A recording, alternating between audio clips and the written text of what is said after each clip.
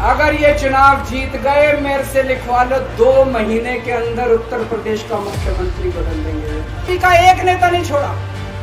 आडवाणी जी की राजनीति खत्म कर दी इन्होंने, मुरली मनोहर जोशी की राजनीति खत्म कर दी, सुमित्रा महाजन की, शिवराज सिंह चौहान जिसने मध्य प्रदेश का चुनाव जीत के दिया इन लोगों ने, शिवराज सिंह चौहान ने उसको मुख्यमंत्री नहीं बनाया, उसकी राजनीति खत्म कर दी। वसुंधरा राजे की राजनीति खत्म कर दी इन्होंने, खट्टर साहब की राजनीति खत्म कर दी, डॉक्टर रमन सिंह की राजनीति खत्म कर दी। अब अगला किसका नंबर है? योगी आदित्यनाथ। अगर ये चुनाव जीत गए, मेरे से लिखवा लो, 2 महीने के अंदर उत्तर प्रदेश का मुख्यमंत्री बदल देंगे।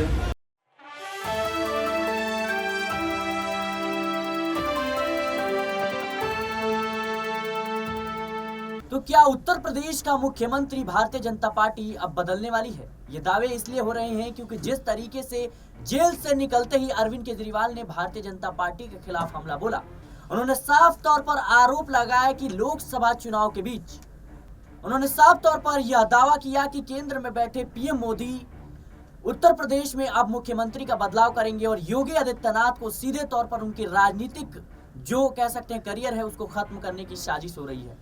बताते चलें कि जिस तरीके से अरविंद केजरीवाल को कल अंतरिम जमानत मिली, 1 जून तक के लिए उनको चुनाव प्रचार का समय दिया गया है। इसी बीच आज केजरीवाल ने बीजेपी पर ताबड़तोड़ हमले किए। उन्होंने साफ तौर पर कई नाम ऐसे गिनवाए जिनके राजनीतिक जो करियर था उसको भारतीय जनता पार्टी ने खत्म करने का काम किया। यह दावा केजरीवाल का है।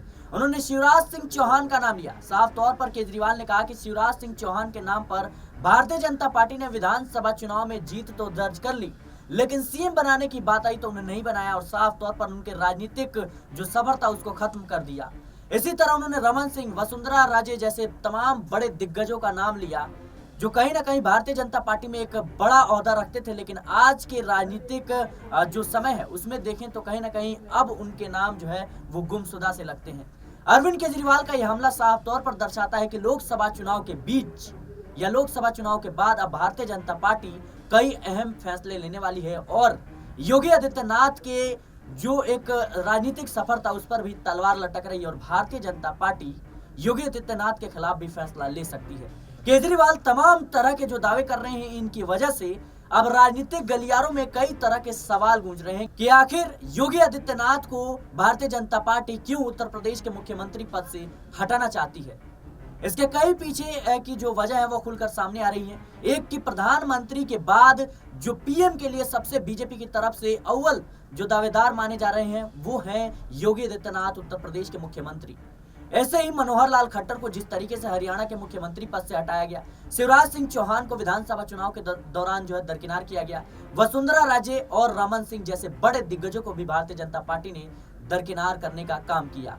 यही सब दावे करते हुए अरविंद केजरीवाल ने एक बड़ा जो कह सकते हैं खुलासा किया और साफ तौर पर उन्होंने कहा है कि भारतीय जनता पार्टी योगी आदित्यनाथ के खिलाफ बड़ा फैसला लेने वाली है। फिलहाल केजरीवाल के इस बयान को लेकर के आपकी क्या राय है हमें कमेंट बॉक्स में जरूर बताएं। देश और दुनिया की तमाम खबरों के लिए बने रहे नेशनल पॉलिटिकल बाइट के साथ।